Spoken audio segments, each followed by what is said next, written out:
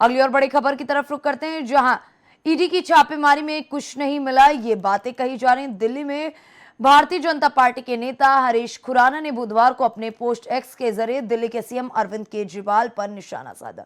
उन्होंने अपने पोस्ट में लिखा है कि सीएम साहब, आप बेचारा बनने की कोशिश ना करें। दिल्ली सरकार के राजस्व विभाग ने ही ओखला से आप विधायक अमनतुल्ला खां के खिलाफ केस चलाने की इजाजत दी थी। दिल्ली बीजेपी नेता का दावा है कि दिल्ली सरकार के राजस्व डिपार्टमेंट से अमनतुल्ला के खिलाफ जांच का आदेश मिलने के बाद 7 साल पहले यानी 2016 में एफआईआर भी हुई थी। उन्होंने कहा कि अब ईडी द्वारा मामले की जांच शुरू करने और आप विधायक अमनतुल्ला खां के आवास पर छापेमारी होने के बाद आप इतना घड़ियाली आंसू बहाकर लोगों को बेवकूफ ना बनाएं। ओखला विधानसभा सीट से आप विधायक खां ने पहले घर पर ईडी की छापेमारी पर कहा कि मंगलवार को ईडी की छापेमारी 12 घंटे तक चली। आज मैं सीएम अरविंद केजरीवाल से मिला, मैंने उन्हें बताया कि उन्होंने सब कुछ खोजा लेकिन उन्हें कुछ नहीं मिला। पहले भी भ्रष्टाचार निरोधक शाखा द्वारा एक खोज की गई थी, उस समय भी उन्हें कुछ नहीं मिला था। उसके बाद मोदी जी ने हमारे एमएलएज के ऊपर झूठे झूठे केस करने चालू कर दिए। हमारे आम आदमी पार्टी के एमएलएज पे अभी तक 170 से ज्यादा केस कर चुके हैं, 170 से ज्यादा, और उनमें 140 से ज्यादा केसेस में जजमेंट आ चुके हैं, जिसमें सारे जजमेंट मोदी जी के खिलाफ हैं।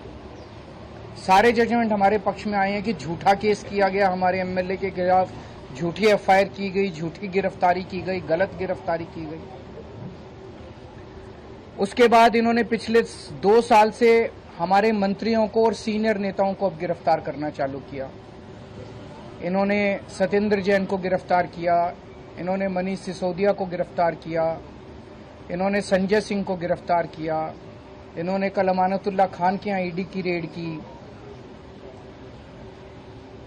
मामला चूंकि कोर्ट में है, मैं सब जुडिस है, मैं ज्यादा नहीं बोलूंगा, लेकिन अगर आपने मनीष ईडी ने रेड की और मैं आज मुख्यमंत्री से मिला हूं। मैंने सारी उनको बात बताई है कि 12 घंटे तक सारे उन्होंने हमारे मोबाइल ले लिए, हमें अलग बिठा दिया, मेरे पूरे घर को सर्च किया, मेरे बेड को, मेरी अलमीरा को, मेरे कपड़े, हर एक चीज़ उन्होंने देखी, लेकिन मेरे घर में कुछ मिला नहीं उनको। और मेरे घर में पहले भी एक बार एसीबी ने सर्च किया था, तब उनको कुछ नहीं मिला था, और आज सर्च किया, आज भी उनको कुछ नहीं मिला। मेरा एक मोबाइल था, वो मोबाइल लेकर गए, जिसको सीज किया गया, सीज मेमो मुझे वो देकर गए।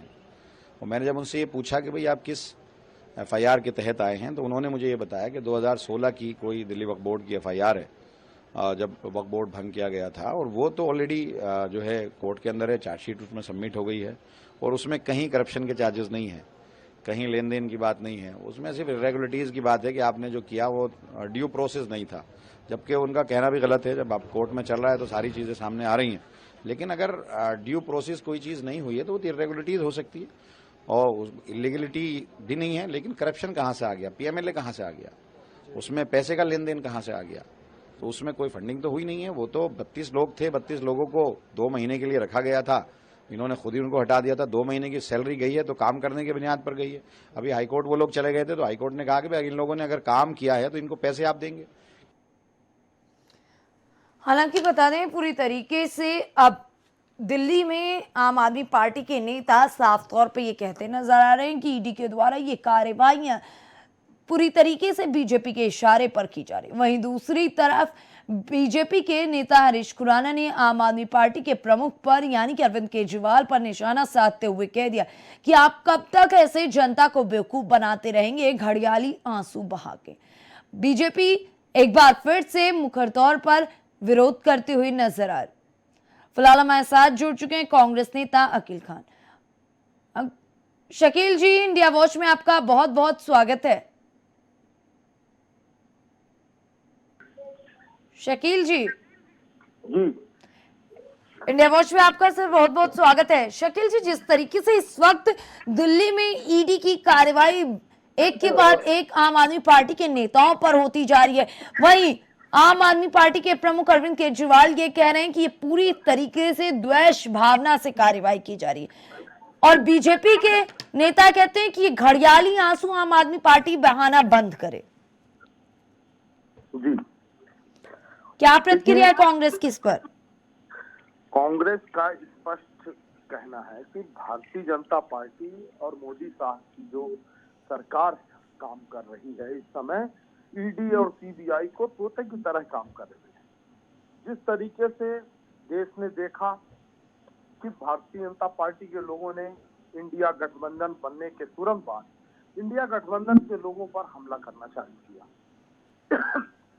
जब संजय सिंह हो चाहे मनीष सिसोदिया हो, इनके ऊपर किसी तरीके के आरोप ईडी साबित नहीं कर पा रही है और बस टॉर्चर करने के लिए अनर्गल आरोप लगा करके कि आप भ्रष्टाचारी हो, आप आरोपी हो, आप ये हो, आप वो हो, और उनको प्रताड़ित करने का काम कर रही है। जी मैडम। जी शकील खान जी, जिस तरीके से लगातार बीजेपी के नेता ये कह रहे हैं कि अगर भ्रष्टाचार नहीं है तो ईडी कार्रवाई क्यों कर रही है, और ईडी किसी के इशारे पे नहीं चलती, बीजेपी का ये आरोप है, ये कहना है। देखिए, मध्य प्रदेश में महाकाल घोटाला हुआ, जी शिवराज सिंह चौहान इनके मुख्यमंत्री है, डंपल घोटाला हुआ, व्यापम घोटाला हुआ, इसके अलावा भारतीय जनता पार्टी के कई राज्य हैं, उन राज्यों में बड़े बड़े घोटाले हो रहे हैं और उस पर ईडी कहाँ जा रही है?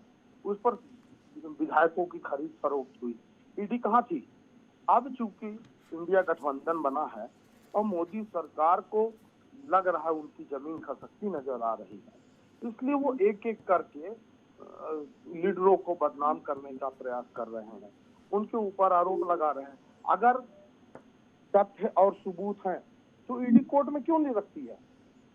सिर्फ एक व्यक्ति ये कह दे कि वो भी आरोपी है, वो भी आरोपी है, वो भी आरोपी है, कल को वो किसी भी व्यक्ति का नाम ले लेगा, तो यदि आपका भी नाम ले सकता है तो क्या आप भी आरोपी हो जाओ? ऐसा नहीं है। कोर्ट ने भी कहा कि साक्ष्य को प्रस्तुत करना चाहिए। अगर उनकी है, अगर संजय सिंह की, मनीष सिसोदिया की या आम आदमी के कोई भी व्यक्ति या देश का कोई भी एक नागरिक हो, तो उसके खिलाफ अगर आरोप हैं, सबूत हैं, तो कोर्ट में रखें। दूसरी एक बात कहना चाहता हूं, भारत का जब संविधान निर्माण किया गया, डॉक्टर भीमराव अम्बेडकर जी ने साफ साफ शब्दों में एक बात कही कि चाहे 100 गुनहगार छूट जाए, लेकिन एक भी निर्दोष को सजा नहीं मिलनी चाहिए। ये हमारे भारत के संविधान में स्पष्ट रूप से लिखा हुआ है कि किसी भी बेगुनाह को प्रताड़ित न किया जाए।